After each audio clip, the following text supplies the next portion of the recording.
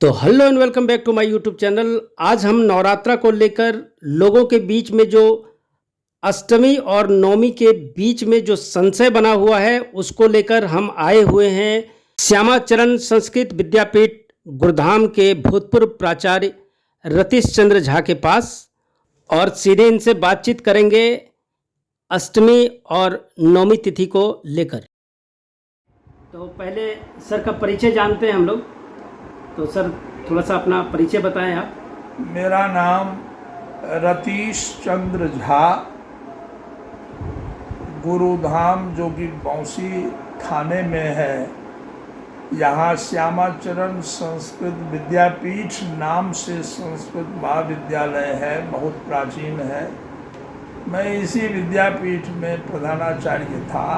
अब मैं सेवानिवृत्त हूँ और यहीं रहता हूँ। जैसा कि सबों को ज्ञात ही है कि इस वर्ष शारदीय नवरात्र 3 अक्टूबर से प्रारंभ हो रहा है। चौथी पूजा अर्थात कूष्मांडा की आराधना 6 तारीख को 6 अक्टूबर को होगी, रविवार के दिन। 7 अक्टूबर को भी प्रातःकाल थोड़ी देर के लिए चतुर्थी का मान है।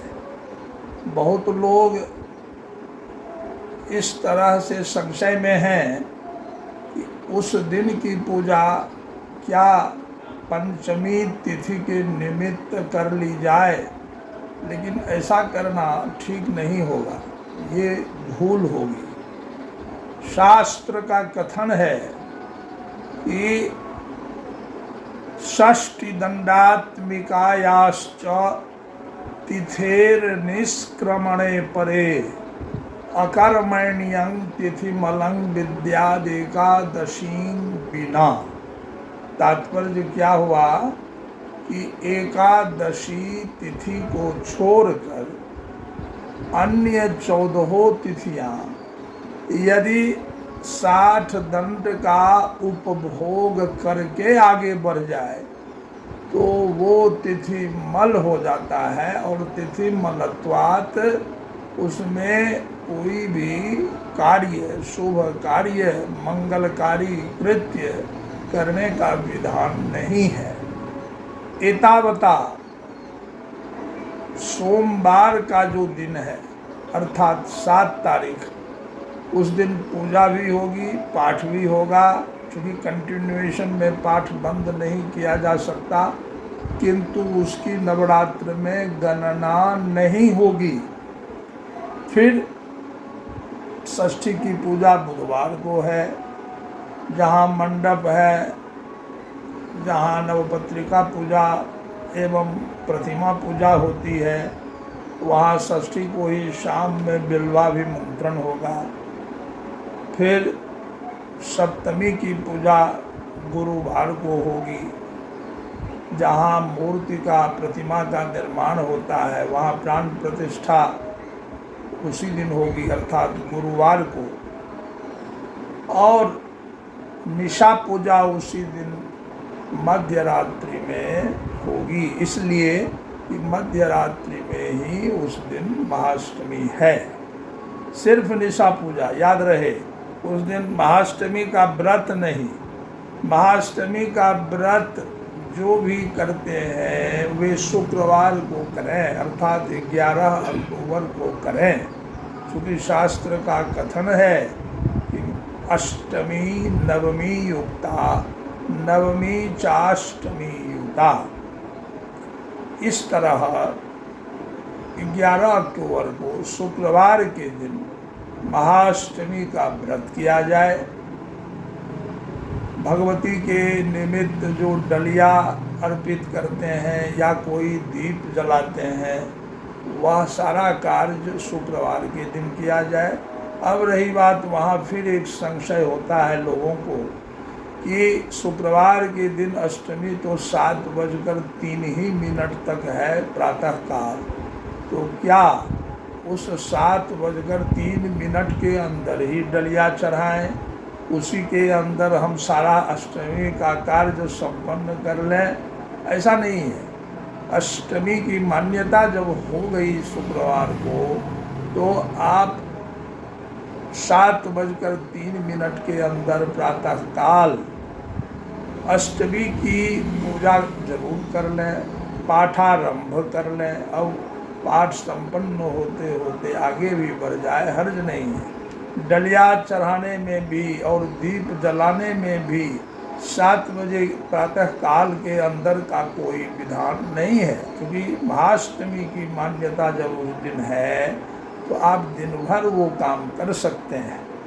और अष्टमी का कृत्य यानी अष्टमी की पूजा, अष्टमी का पाठ संपन्न करने के पश्चात नवमी की फिर पूजा की जाए, नवमी का फिर पाठ संपन्न किया जाए, पश्चात हवन किया जाए। जहाँ बलिदान होता है वहाँ बलिदान भी उसी दिन होगा।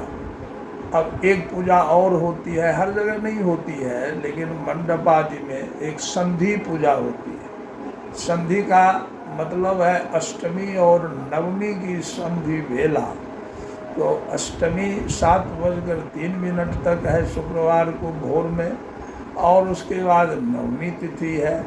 तो उसमें 2 मत हैं। एक मत से आप अष्टमी का अंतिम 12 मिनट पकड़िए और नवमी तिथि की आदि का 12 मिनट पकड़िए। इस 24 मिनट में संधि पूजा होनी चाहिए।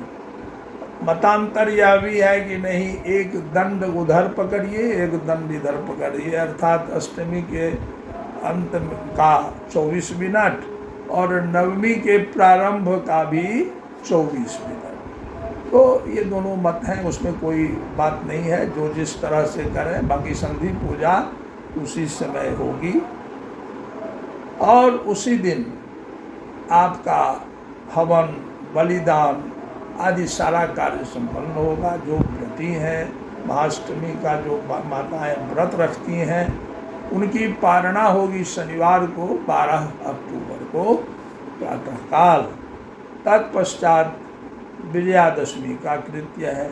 जो शमी पूजन करते हैं तो वो भी उसी दिन करेंगे, विजयादशमी के दिन 12 अक्टूबर को। फिर यात्रा है, यात्रा में भी निकलने का विधान है।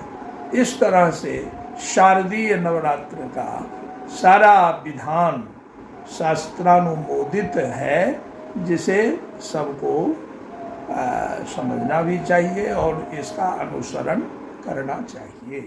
तो अभी हमने सर के माध्यम से जाना कि अष्टमी और नवमी किस दिन है और कब आपको उसका पाठ करना है, और कब आप अष्टमी का उपवास कर सकते हैं, और कब नवमी के दिन आपको किस समय बलि का जो विधान है वो दिया जाएगा। वो सारी जानकारी सर के द्वारा हमने जाना। तो इसके लिए सर को बहुत बहुत धन्यवाद।